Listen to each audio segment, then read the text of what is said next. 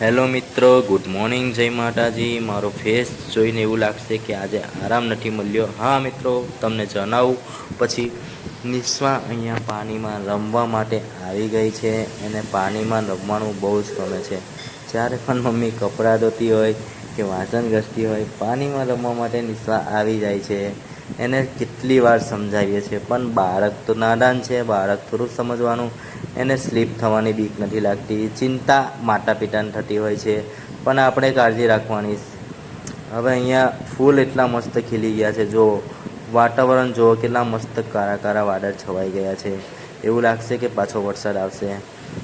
નિસ્વાને અહીંયા મજા પડી ગઈ છે વાતાવરણ જોઈને. એને બસ પહેલી વાર વરસાદ જોયો છે એટલે એને મજા આવે છે. અને કીડી મકોડાને હેરાન કરે છે. જુઓ તમે, મકોડાને હેરાન કરે છે. એને બહુ જ મજા આવે હેરાન કરવાનું.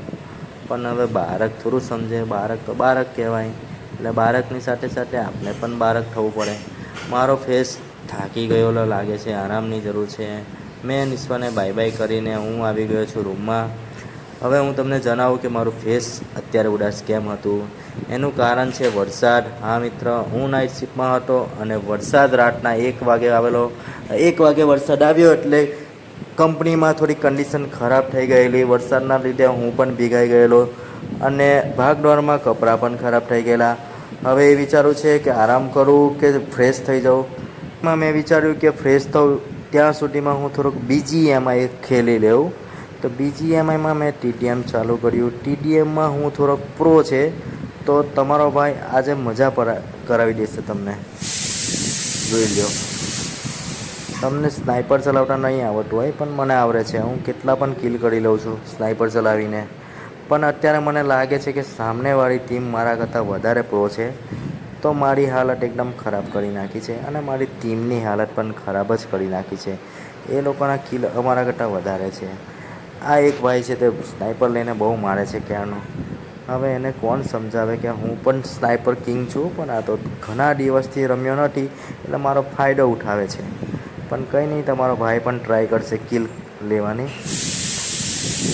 એકાદ કિલ તો હું લઈ જ લઈશ. ટીમ કરતાં તો સારું રમીશ. જોઈએ પછી શું થાય છે.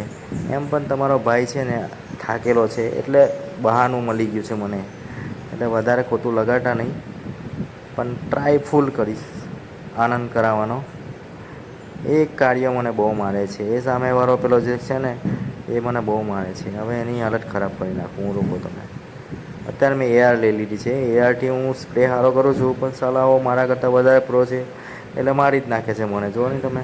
પછી સ્નાઈપર લીધી છે. આ સ્નાઈપરમાં ટ્રાય કરીએ. કંઈ નહીં, કંઈ નહીં. ઊભો રહે તું. ચોરી છુપી મારે છે, છુપાઈને મારે છે. હવે એની હાલત હું ખરાબ કરી નાખીશ. ગમે તેવા ફેલ થઈએ પણ પ્રયત્ન કરતા રહેવું મિત્ર. એકાદ કિલ થઈ ગયો તમારા ભાઈનો. ખુશીની વાત એ છે કે એકાદ કિલ તો મારાથી થઈ જ ગયો છે. તે તો પણ મને સાલાઓ આગળ જવા નથી દેતા. વિચાર કરો તમે કેટલો પડ્યો છે. હવે જોજો તમે અહીંયા આગળ જુઓ કેટલો હેડશોટ મારે છે.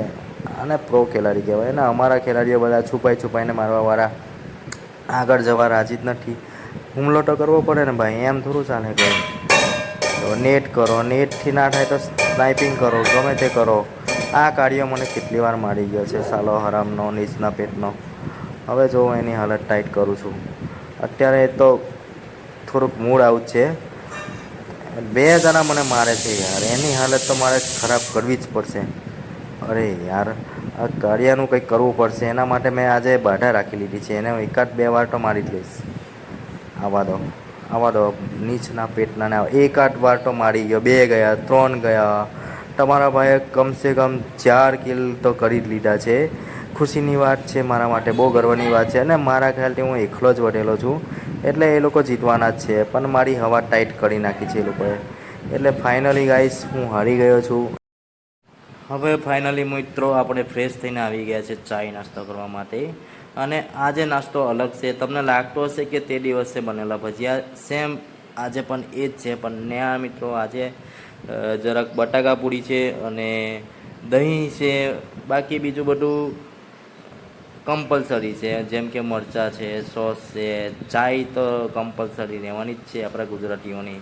તો મિત્રો આજે નાસ્તો કરીને મજા પડી ગઈ છે. નિસ્વાને પણ મજા પડી ગઈ છે. નિસ્વા નાસ્તો કરે છે અને મોબાઈલ સાથે રમે છે. એને વિડીયો જોવાનો અને નાસ્તો કરવાનો.